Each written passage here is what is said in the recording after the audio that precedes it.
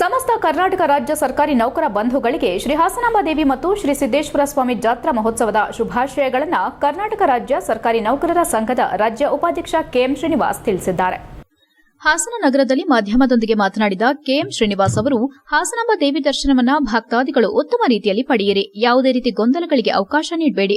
ಈ ಬಾರಿ ಜಿಲ್ಲಾಡಳಿತ ಉತ್ತಮ ರೀತಿಯಲ್ಲಿ ಜಾತ್ರೋತ್ಸವವನ್ನು ಆಯೋಜನೆ ಮಾಡಿದೆ, ಅದಕ್ಕಾಗಿ ಜಿಲ್ಲಾಡಳಿತಕ್ಕೆ ಅಭಿನಂದನೆಗಳನ್ನು ತಿಳಿಸಿದರು.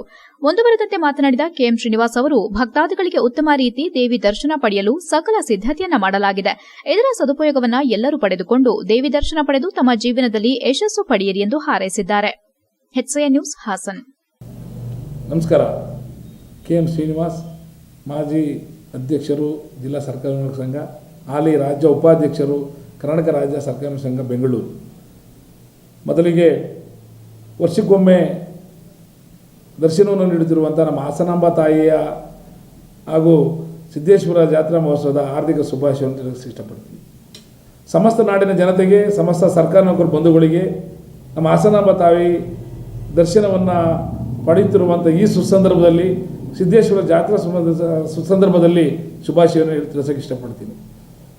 ಸಮಸ್ತ ಸರ್ಕಾರಿ ನೌಕರ ಬಂಧುಗಳು ಹಾಗೂ ಎಲ್ಲ ನಾಡಿನ ಜನತೆ ಹಾಗೂ ರಾಜ್ಯಾದ್ಯಂತ ಆಗಮಿಸುವಂಥ ಎಲ್ಲ ಭಕ್ತರು ಈ ಒಂದು ತಾಯಿಯ ದರ್ಶನವನ್ನು ಪಡೆಯಬೇಕು.